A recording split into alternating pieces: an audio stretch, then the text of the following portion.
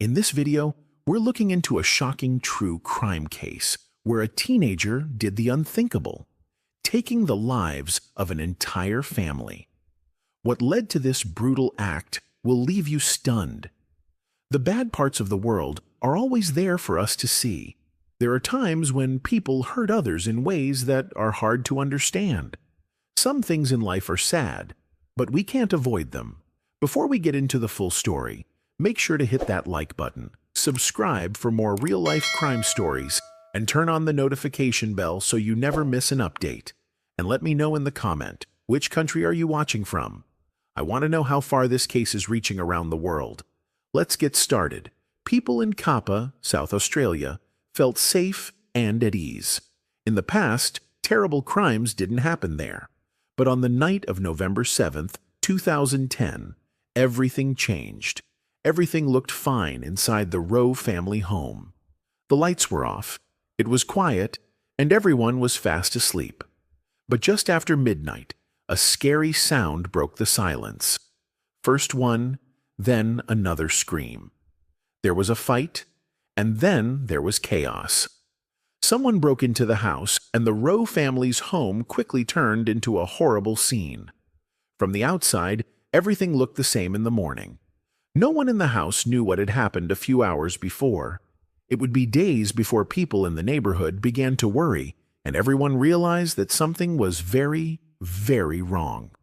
What did you do that night? Who was in charge? And why?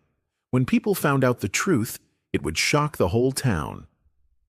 Kapunda is a small town in South Australia where everyone knew each other and life went more slowly and peacefully in 2010. One family that lived there was the Rowe family, who had built a simple but happy life there. Andrew Rowe, the head of the family, was born in England in 1965 and is from that country. When he was only 3, his parents made the big choice to move to Adelaide, Australia, and start a new life. It was well known that Andrew, who grew up in the suburbs, had a friendly nature and loved going fishing with his dad. The fact that he was easygoing made him someone that people naturally liked. Andrew met Rose when he was young. She was a lively and happy woman who was only a year younger than him. They were able to connect right away, and soon they couldn't be separated. By 1985, they were married in a small wedding with only close family and friends present. After a few years, they were even happier when their son, Christopher, was born in 1987, and then their daughter, Chantel, was born in 1994. The Rowes chose to start a business cleaning carpets. It did well right away and gave them a stable income. In 2010, Christopher had moved out and was living with his lover not far away. Chantel, who was 16 at the time, was working part-time at a nearby cafe and going to school. But that year, Chantel had to deal with an unusual problem. She found out she was pregnant. Even though things were going to be hard, she was still motivated to build a future for her child, and her boyfriend Dylan was always there for her. Up until the night of November 7th, 2010, things went on as usual in the Rowe home. What happened that night shocked the whole town, and police are still looking for answers in what was one of the worst crimes the area had ever seen. After midnight, someone broke into the Rowe home and killed everyone inside in such a brutal way that even the most experienced police from Adelaide were shocked. There was blood on the floors, walls, and even the roof at the crime scene. People didn't figure out something was very wrong for 2 days, though. Concerned neighbors went to the Rowe house to see what was going on after noticing the strange silence and lack of movement. When they looked through the windows, they saw a horrible sight. Andrew and Rose were dead in the kitchen, and their bodies were so badly cut up that they couldn't be recognized. Even more upsetting was the fact that Chantel's body was found in her bedroom. All of the family members had been stabbed multiple times, and they had all been killed in a horrible attack. Chris was on vacation with his fiancée in Queensland when he first heard about a crime in his hometown on social media. He looked all over Facebook for clues, hoping it wasn't his family involved. At first, He was told that his parents weren't the victims. But when the cops finally called, that false sense of relief didn't last long. He got what he was most afraid of. Andrew had been stabbed 29 times, Rose over 50 times, and Chantel 33 times, according to the autopsy. Yet another terrible thing is that Chantel had been abused before she was killed, which makes the crime even harder to understand. At first, investigators looked at Christopher, who was the only member of the Rowe family still alive, but they quickly ruled him out. His friend tried to get in touch with his family and had a strong alibi, so when the killings happened, he was thousands of miles away. After Christopher was found not guilty, police were left with a scary question. Who could have done such a horrible thing? There were no known enemies of the Rowes. They were liked by everyone and had never been in a fight. So why would someone be so mean to them? When the police looked into it further, they found something very disturbing. The killer had not run away in fear after the killings. They took their time instead. There was evidence that the killer had laid down on Chantel's bed and changed into clean clothes. There were bloody marks on the ground where she had tried to hide but was pulled out. The crime wasn't likely theft because nothing was taken, and valuables like gadgets and cash were left alone. The brutality of the crime made it seem like either a deeply held grudge or the work of someone incredibly cruel. Also, some parts of the crime scene looked like they had been wiped clean, which means someone tried to hide the evidence but failed. Bloody footprints led to the front door of the row house, but they stopped all of a sudden. It was like the killer took off their shoes on purpose and walked out in their socks, being careful not to leave any more clues. That wasn't the scariest thing they found, though. Since no damage had been done, it's likely that the killer was either someone the family knew and trusted, or had found a different way to get in without drawing attention to themselves. As the police looked over the horrible crime scene, they saw that Rose had been through the most terrible things. Andrew and Chantel had also died in horrible ways. She had been stabbed over 50 times, a lot more than his friends. Why? She had made it through the first attack. In a last-ditch effort to get help, she called the killer before he found out she was still living. But before she could get away, the killer came back and stabbed her over and over until she could no longer speak. As officers came to terms with this horrible truth, they turned their attention to possible suspects. Andrew and Rose didn't have any enemies, money problems, or known fights that could have led to such a horrible crime. That left only one reason possible: Chantel. Chantel, who was only 16, had been going to school and working part-time while getting ready for the sudden coming of her baby. Dylan, her boyfriend, had been with her the whole time. They went to the same school together and had been together for a year. They were making plans for the future. Dylan, who was also 16 years old, didn't seem like a likely suspect, but the cops had to be thorough. They talked to him, checked his story, and tried to figure out why someone would want to hurt Chantel or her family. Dylan was helpful right from the start. He told her how much he loved her and how they wanted to raise a child together. He also talked about how the news of her death had broken him. His alibi was strong. He had been in another city celebrating his grandfather's wedding, and dozens of witnesses could back this up. As soon as Dylan was ruled out, the case reached yet another frustrating dead end. There was one big thing that helped the cops, though: the killer's DNA. Forensic teams had gathered evidence, such as seminal fluid, that could help them find the killer. But there was no match in the national database when they looked it up. Whoever did this had never been in trouble with the law before. Then something else came to light. The murder tools came from the Rose kitchen. That made it seem like the attack might not have been planned, but rather a sudden fit of rage. Even worse, the killer took the knives with him, which was a very important piece of proof that was lost. It was thought that the person died between midnight and 2 a.m. Later, a neighbor said they heard Rose scream for help around 1 a.m. and then hear a loud thud. They didn't call the police because they thought it was just a fight. Investigators looked to the public for help, because they didn't have many clues or clear suspects. A lot of tips came in, but most of them were false, including crazy ideas, hoaxes, and complete dead ends. When it looked like the case was going nowhere, Dylan remembered something that stopped the police in their tracks. It was bad for Chantel the night before she was killed. She had a fever and called her boss to say she wouldn't be coming to work the next day. Right on time at 5 a.m., Dylan texted her to see how she was doing. His message was seen, but no one replied. He wasn't aware at the time that Chantel had been dead for several hours. His message had been read by someone still in the house. Then the scariest thing was found. The killer had tried to answer Dylan's message, but Chantel's phone was out of credit, so the message never got through. They had failed in their efforts to make it look like she was still alive. With this disturbing clue, police turned their attention to Chantel's friends and family to see if anyone had a grudge against anyone. It was then that they found Jason Alexander Downey. Jason was friends with Dylan at school, but he didn't know Chantel very well. Jason was only 17 years old. Before, he looked safe. He was about normal height, thin and quiet.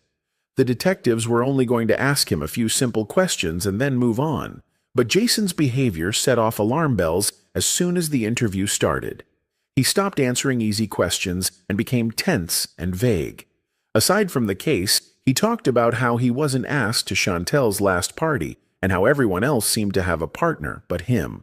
Then, he blurted out that he had an alibi for the night of the murders, even though no one had asked him to. His story was scary because it didn't make sense. Investigators took his DNA and fingerprints to compare them. Jason compiled right away, and his unusually calm demeanor made them question their suspicions for a moment. Then they saw something else. His hands had several new cuts on them. He said they were from an accident at the machine shop when asked how he got them, but the wounds were too clean and exact, like someone had been holding a knife. Analysts quickly found the answer.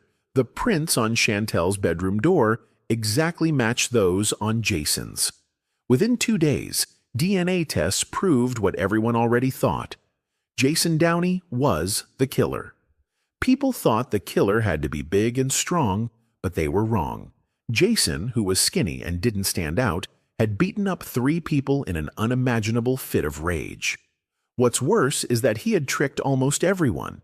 He even went to the Rowe family's funeral, where he put flowers on the graves of their loved ones and pretended to be sad with them. He was born in Scotland and now lives in Kapunda with his mother and bigger brother. His life seemed normal at first glance, but there was something much darker going on beneath the surface. It turned out that Chantel and Jason had never been very close. She was nice, but she didn't care. She didn't really hate him, but she also didn't really like him either. He was just another person in the group to her. But for Jason, that lack of interest turned into something much worse. He had tried to get close to Chantel before, but was turned down. When he learnt she was pregnant with Dylan's child, it made him feel dangerous, and that's when he made his choice. Jason became very angry because Dylan, not him, was the father of Chantel's child. Jason's obsession had gotten out of hand, and on the night of November 7th, he lost it. It wasn't just about Dylan, though. Kapunda would never be the same after what happened next. When Jason was arrested and questioned by police for the first time, his unsettling calmness shocked the agents. He said he had nothing to do with it and spoke with an eerie confidence, as if he thought he could talk his way out of the growing evidence against him. His pictures at the Rowe house? He said they were from a visit a few weeks ago. That wasn't the only lie, though. Jason's DNA was found on Chantel's body after a forensic investigation. When he was questioned, he made up a crazy story to say that he and Chantel had been intimate on his last stay. Science didn't lie, though. DNA can't live on a person for weeks. It had to be brand new. As the questioning went on, his excuse fell apart. When Jason finally broke down, he told a frightening series of events that showed how that terrible night really happened. He had a pretty bad fight with his mother and dad earlier in the evening. He decided to sleep in his car because he was upset and angry. However, Dylan told him that Chantel was sick at home and open to being hurt, which made his feelings for her worse. Initial plans to just drive by her house turned into something much more dangerous. He parked his car at the end of the street so no one could see it, and then walked towards the row house. Inside, it was dark and quiet, but there was a small crack in the bathroom window. Jason was thin and quick, so it was easy for him to fit through the small hole. Hearing nothing, he sat in the toilet for almost 30 minutes after getting inside to make sure the house was still. Later, he said that all he wanted to do was tell Chantel how he felt. But if that were true, why did he grab a kitchen knife before going into her room? The investigators quickly saw through the lie. Jason wasn't there to pour out his feelings. He was there to keep her in line. She knew something was wrong as soon as he walked into Chantel's room. She fought him, and that fight was what pushed him over the edge. Jason lost all control when he got angry. He took out the knife and stabbed her several times, attacking her quickly and furiously. The noise woke up her parents, Andrew and Rose, and they ran to help their daughter. But Jason, who was now filled with anger, turned the knife on them too, and killed both of them in a brutal attack. After the fact, Jason tried to explain his actions by saying they were a crime of passion. But the proof pointed to something much darker: planning. As the police continued their probe, more damning evidence came to light. Someone left a pair of bloody shoes in a remote area and later found them. Their DNA was an exact match to that of all three deaths. The shoes' prints matched the bloody tracks found at the scene. His sweat was found inside the shoes, which added to the evidence against him. Jason sometimes helped the police by offering to show them where he had thrown away the murder weapons, but they were never found. Police thought he was still trying to play games with the case to buy time, even though there was more and more evidence against him. By the autumn of 2011, almost a year after the killings, Jason Downey was on trial. During the trial, he was strangely emotionless and changed his story several times without ever showing genuine regret. He said he didn't remember killing the Rowe family, even though there was a lot of evidence that he did. During the trial, a very disturbing fact came to light. Jason had taken Chantel's pendant and chain after the killings. He kept it as a weird prize to remind himself of the girl who turned him down. At one point, he even said that everything could have been avoided if Chantel had only asked him to a party she had thrown before she died. It was clear that his horrible actions were caused by his deep feelings of being rejected. Jason stayed cold and uninterested during the hearing. He finally admitted guilt, but it wasn't because he felt bad about what he did. It was a move he knew would get him a lighter term. In the end, he told his brother that his guilty plea was a plan to avoid a harsher sentence. It was so brutal that even police officers who had seen the worst in people were shocked by Jason's crime. One detective said it best: his guilty plea shouldn't be seen as a sign of remorse, because these killings were so cruel, planned, and violent that it was hard to believe.